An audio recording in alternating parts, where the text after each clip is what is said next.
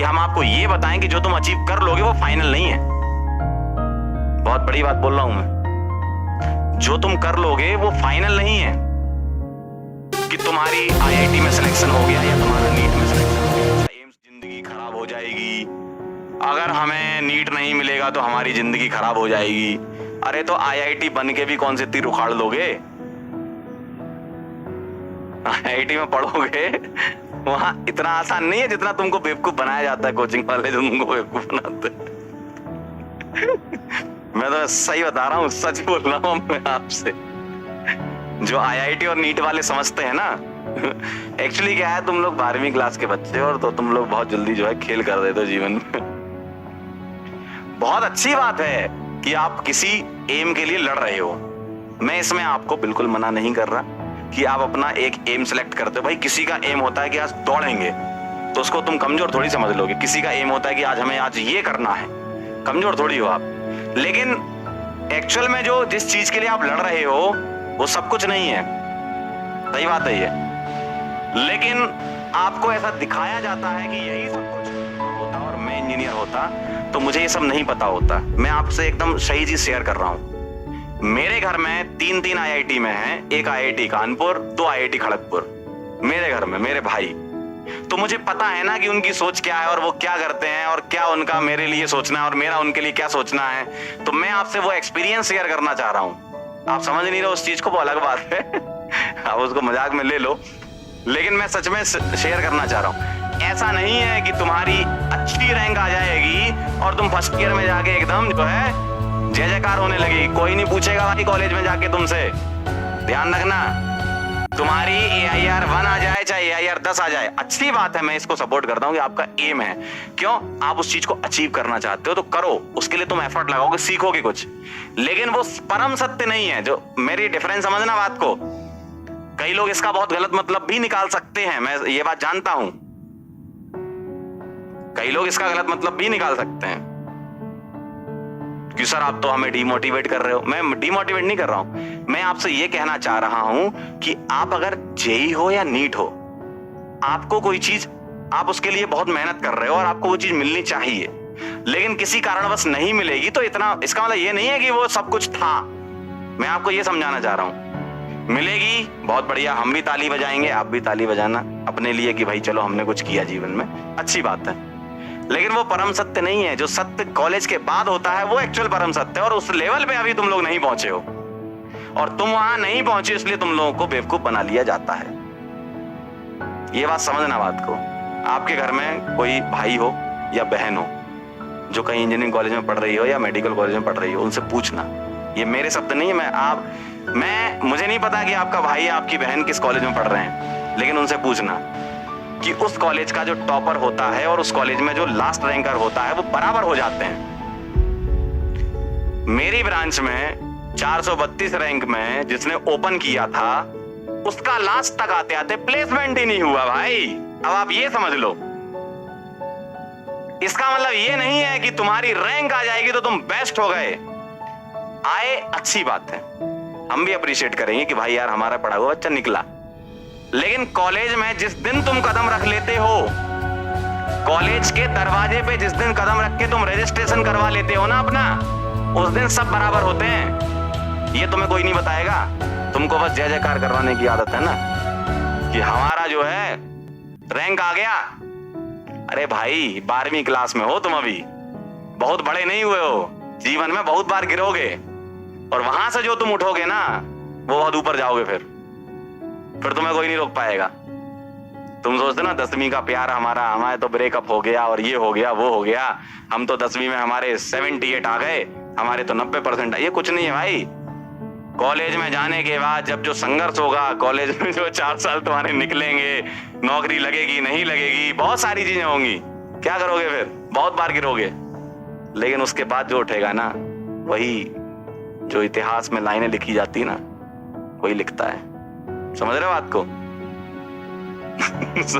तुम बात समझो, तुम बात समझ नहीं पा रहे हो वो अलग बात है, लेकिन मेरी बात समझो। तुम्हारी अगर मान लो आईआईटी में बहुत अच्छी रैंक आ गई तो तुम भी उसके बराबर हो जो सेम, देखो एक होती है ओपनिंग रैंक, एक क्लोजिंग रैंक। मैं बता रहा हूं तुम्हें सही चीज। तुम्हारी मान लो सपोज आईआईटी में या नीट में जो भी एग्जाम में, एक एग्जाम्पल ले रहा हूँ, मान लो 10 रैंक आ गई या 14 रैंक आ गई या 20 रैंक आ गई या 40 रैंक आ गई, जो भी आ गई, तो जब तुम कॉलेज में कदम रखोगे ना तो वो 40 रैंक और तुम्हारी 500 रैंक, क्योंकि सेम ब्रांच मिलनी है तुम दोनों को, बराबर हो। इसका मतलब ये नहीं कि 40 वाला बहुत होशियार है 500 वाला बेकार है। कॉलेज में घुसने के बाद पता क्या होता है, 500 वाला बहुत आगे निकल जाता है, 40 वाला पीछे होता जाता है। 500 वाला बढ़िया अच्छी कंपनी में प्लेसमेंट होता है, 40 वाले का नहीं होता। ऐसा भी हुआ है कई बार। तो ये एक सिर्फ और सिर्फ एक स्पीड ब्रेकर है आपकी जिंदगी का, बहुत बड़ी चीज नहीं है जेई नीट, जितना तुम लोग समझते हो। वो बना रखा है ना एग्जाम का, जेई नीट, ये एग्जाम वो एग्जाम, कहाँ यार ये सब बहुत, ये पता है जब तुम कॉलेज पास आउट कर चुके होगे तब तुम क्या तुच्छ एग्जाम के पीछे हम पड़े थे यार। असली जिंदगी की रेस तो ये है जो हम अभी जी रहे हैं। जब सर्वाइवल के लिए तुम्हें जीना होगा ना, ये क्या 10वीं 12वीं ये क्या है एग्जाम, जेई नीट क्या है भाई। ये तो तुम्हें माहौल बनाया जाता है ऐसे, इतना बड़ा माहौल, जब तक बड़ा घेरा नहीं बनाएगा, चक्रव्यूह में फंसोगे नहीं, तब तक तुम मानोगे नहीं। कुछ नहीं है यार ये चक्रव्यूह, जिंदगी का जो चक्रव्यूह है वो बहुत बड़ा है, तुम्हें इससे और स्ट्रांग बनना है यार। ये कुछ नहीं है तुम सोच रहे हो कि नहीं हमारी रैंक आएगी सर, हम तो टॉपर है अपने बैच के। अरे कोई टॉपर नहीं हो तुम, ठीक है। तुम कॉलेज के अंदर घुसोगे ना, तुमसे कम रैंक वाला भी तुमसे ज्यादा सीजीपीए से निकलेगा, ठीक है। तो इसलिए मैं बोल रहा था कि इंसान को जो बनाया गया है ऊपर वाले ने बहुत अच्छा बनाया है, तो खुश रहना चाहिए, ज्यादा अपने आप को बहुत सुपीरियर नहीं समझना चाहिए और ना ज्यादा डाउन समझना चाहिए कि नहीं हम ही बेस्ट हैं या हम एकदम बेकार हैं। अरे यार सबके पास अपनी अपनी क्वालिटीज हैं, उसको निकालो बाहर, ऐसे तीर निकलेंगे उसको चलाओ, तब तुम जीवन जी पाओगे, ठीक है। समझ रहे हो बात को? चलो ज्यादा ज्ञान हो गया सर, आपने ज्यादा ज्ञान हो गया। एक कह रहा सर 1.5 करोड़ के पैकेज का क्या करें? कुछ नहीं कर पाओगे तुम। 1.5 करोड़ कमाने वाला ना सोच ही नहीं पाएगा कि उसका जितना पैसा है भाई। देखो सही बता रहा हूं मैं, 1.5 करोड़ कमाने वाला ना बहुत मेहनत करता है। ऐसा नहीं कि दो घंटे काम किया 1.5 करोड़ कोई नहीं देगा तुमको, तो तुम्हारे पास समय नहीं बचेगा फिर उतना पैसा खर्च करने को। कहाँ करोगे भाई? संपत्ति लगा लो जितनी लगानी है, वो तो घर वालों ने वैसे ही लगा रखी है। ठीक है ना। तो ऐसा नहीं है कि आपको आपकी रैंक आ जाए तो बहुत अच्छी बात है, लेकिन ऐसा भी नहीं है कि आप अपने ड्रीम के लिए काम ना करो। दोनों चीजें हैं। एक्चुअल में मैं जिस एंगल से तुम्हें देख रहा हूं और आप जिस एंगल से मुझे देख रहे हो वो अलग है। मैं उस एंगल से तुम्हें देख रहा हूं जहां मैंने बहुत गिरते हुए लोगों को देखा है कि यार सिलेक्ट ही नहीं हुआ। 10-12 साल का एक्सपीरियंस है तो बहुत देखा लोगों को कि सर मेरा तो सिलेक्शन नहीं हुआ, मैं क्या करूंगा। और वो आज की डेट में गाना गा रहा है, बहुत बढ़िया। वो इंसान मैंने देखा है कि जिसका मन पढ़ाई में नहीं लगता था वो आज की डेट में अपनी कंपनी चला रहा है। बात समझ रहे हो तुम?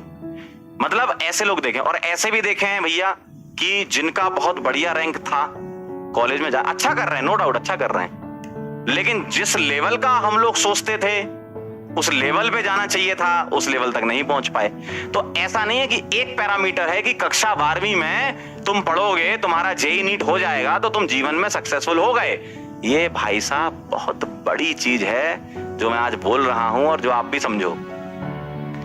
जेई और नीट में सिलेक्शन होने के बाद असली संघर्ष तुम्हारा चालू होगा, ये कोई नहीं बताएगा। क्यों?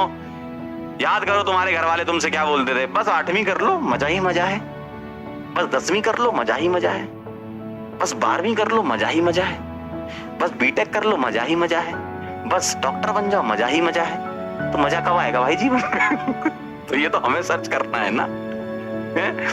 तो ये सेम उसी तरीके से है जो तुम लोगों को ये क्वेश्चन मार्क वाले सपने दिखाते हैं, मजा ही मजा है। अरे मजा तुमको खुद ढूंढना पड़ेगा जीवन में। 10वीं 12वीं और ये करने के बाद मजा है, अरे मजा कभी नहीं है। जीवन जो है रणभूमि था, है और रहेगा। हमारा हिंदुस्तान का इतिहास बोलता है ये। आपको लड़ना पड़ेगा चीजों के लिए, ठीक है। पागलपन जरूरी है। समझ रहे हो? आपका ड्रीम है हम उसकी रेस्पेक्ट करते हैं, आपका ड्रीम है हम उसकी रेस्पेक्ट करते हैं। 2 बार बोला मैंने, है ना। आप इस ड्रीम को सक्सेसफुली अचीव, इसलिए तो हम मेहनत कर रहे हैं यार कि आपके ड्रीम को हमें फुलफिल कराना। लेकिन हमें ये देखो, टीचर होने के नाते हमारा ये भी कर्तव्य बनता है कि हम आपको ये बताएं कि जो तुम अचीव कर लोगे वो फाइनल नहीं है। बहुत बड़ी बात बोल रहा हूं मैं, जो तुम कर लोगे वो फाइनल नहीं है कि तुम्हारी आईआईटी में सिलेक्शन हो गया या तुम्हारा नीट में सिलेक्शन हो गया, अच्छा एम्स दिल्ली मिल गया, आपका सपना है, वेरी गुड। हम उसके लिए ही तो मेहनत कर रहे हैं कि आपका सपने को पूरा करें। लेकिन उस एग्जाम में, उस कॉलेज में जाने के बाद हम आपकी मदद नहीं कर पाएंगे in the sense of content. बाकी दिल से जुड़े हो तो जुड़े रहेंगे यार, ऐसा क्या है। कई बच्चे मेरे से जुड़े हैं, 10-10 साल पुराने भी जुड़े हैं कि सर आज तो मजा आ गया, आज तो यहाँ है, ऐसा तो वो तो जुड़े हैं। लेकिन हम उस सेंस में मदद नहीं कर पाएंगे क्योंकि हमको कॉलेज वाला कंटेंट थोड़ी आता है, हम पीएचडी थोड़ी किए हुए हैं। हम स्पेसिफिक हैं कि भैया इस कॉलेज में जाना है तो हमसे मिलो ठीक है, तो हम उसके लिए मेहनत कर सकते हैं आपके साथ, और वही मेहनत हमें करनी है। मैं आपको पता है आज मैं आपको ज्ञान क्यों दे रहा हूं। मैं आपको ज्ञान इसलिए दे रहा हूं कि आप जो लोग सोचते हैं ना कि सर बहुत बड़ी चीज है जेई और बहुत बड़ी चीज है नीट, कोई बड़ी नहीं है।